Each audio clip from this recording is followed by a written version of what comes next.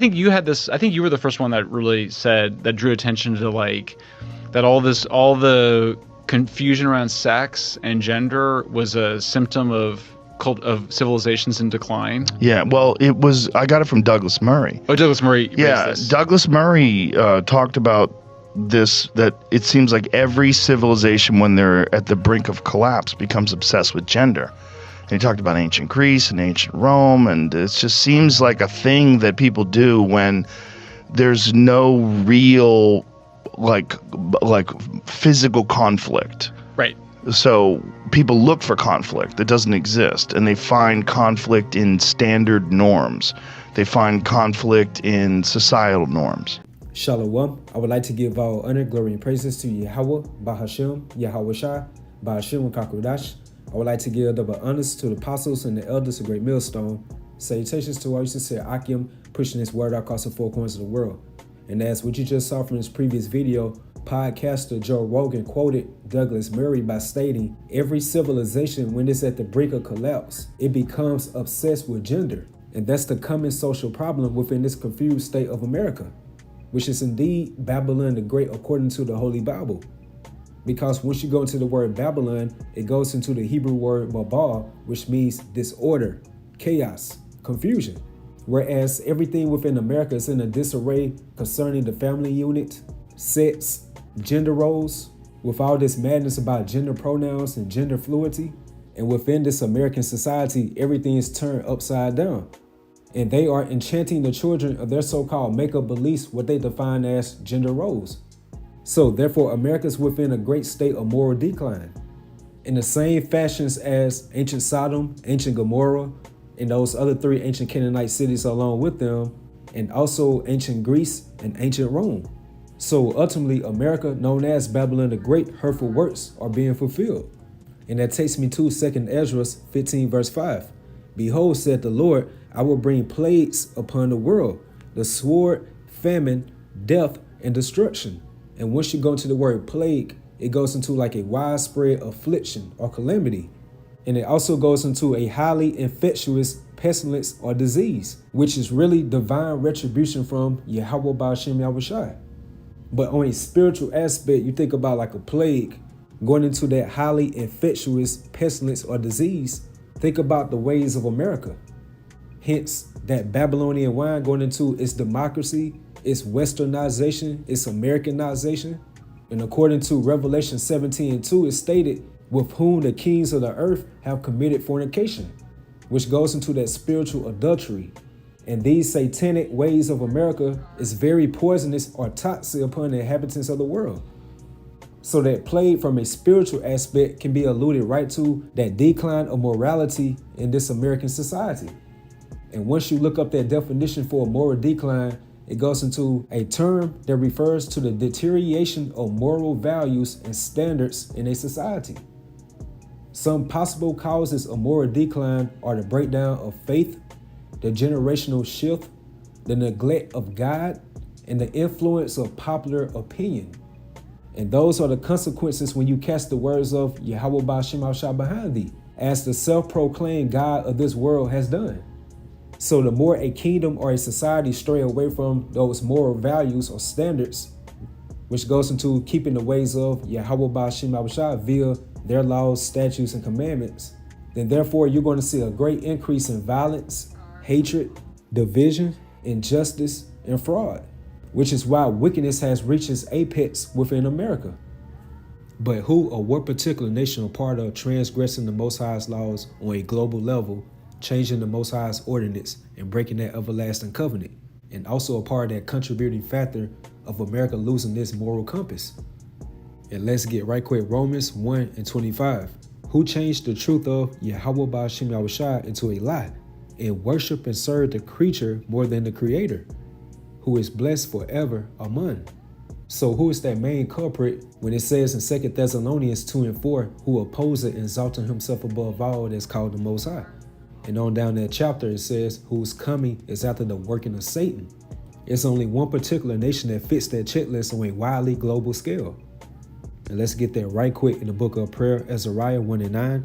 And thou didst deliver us into the hands of lawless enemies, most hateful forsakers of the Heavenly Father Yahweh, into an unjust king and the most wicked in all the world. And that only fits the tabernacle of Esau Edom, who are the so-called Caucasian race today, and where you have the nobility of them that was given that divine blessing to be the rulers and the kings of the earth. As it says in Job 9:24, the earth is given unto the hand of the wicked.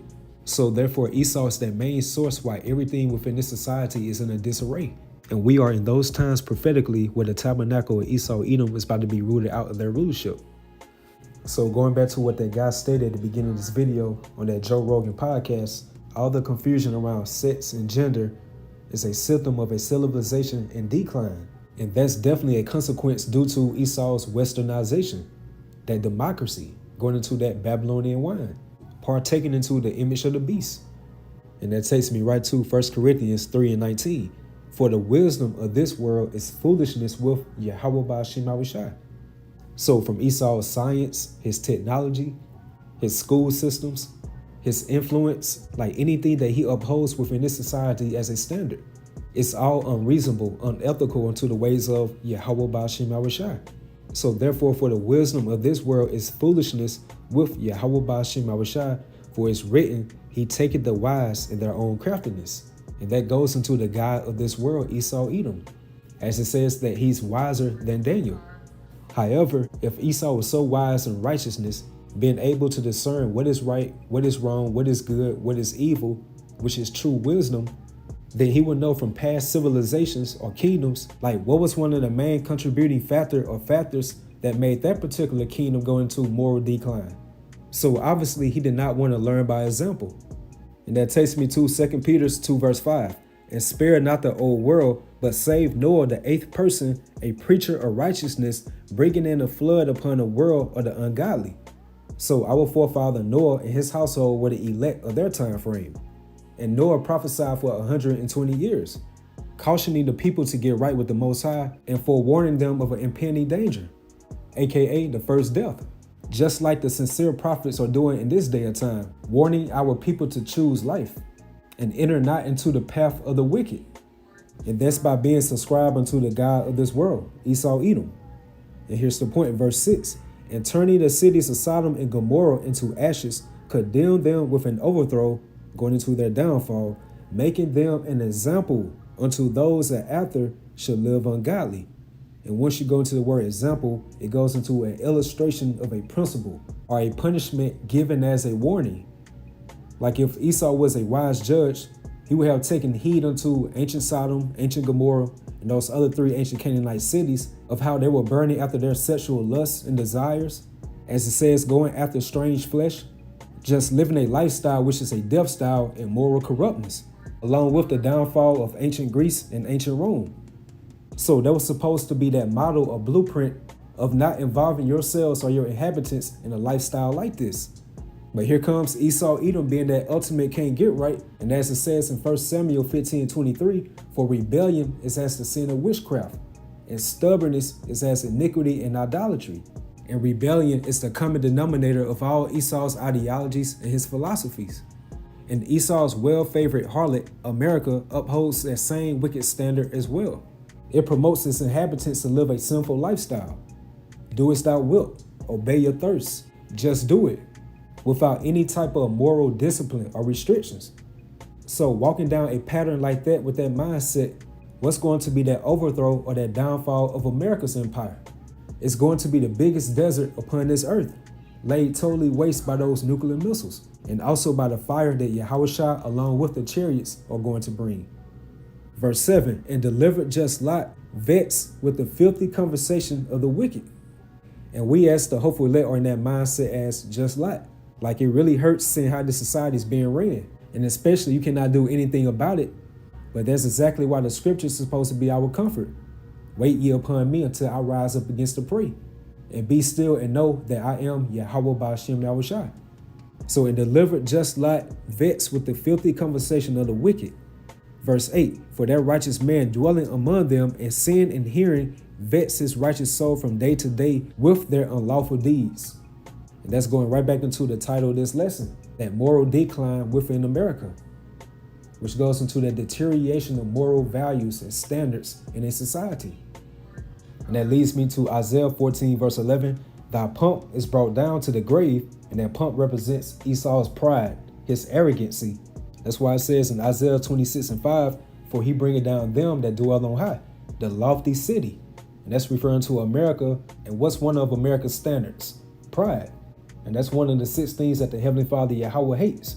So thy pomp is brought down to the grave, and the noise of thy vials, the worm is spread under thee, and the worms cover thee. And those worms are going into the corrosion, like the decay of America's infrastructure, with the schools, the hospitals, the buildings, the bridges, the roads, the highways, and the list goes on. But on a spiritual aspect, look at the moral decadence of this society. By portraying an image to be a gangster, a thug, a drug dealer, a mo, a whore, promoting a decadent lifestyle of adultery and idolatry. That's uplifted and elevated within the society. But by adhering to a righteous standard, which is by following the ways of Yahweh Ba'Shem Yahushua, that's looked down upon. And that's exactly why the turning of things are upside down within this world.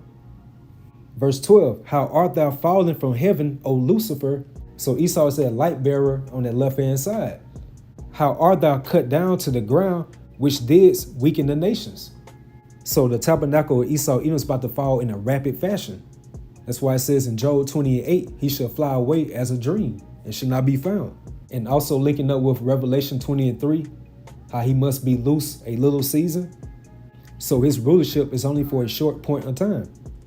And he weakened the nations by the wine of her fornication, referring to that Babylonian wine, which has spiritually adulterated the world. And this Muslim by the name of Salahuddin Ayyubi, he stated, if you want to destroy any nation without war, make adultery or nudity coming in the young generation. And that's exactly what you see with that moral degeneration within this American society. Just like the same patterns with these ancient civilizations when they was at the brink of their collapse. So therefore, America is no different. So I brought this out. You all edified. You all stay strong. Keep pushing forward. Shalom.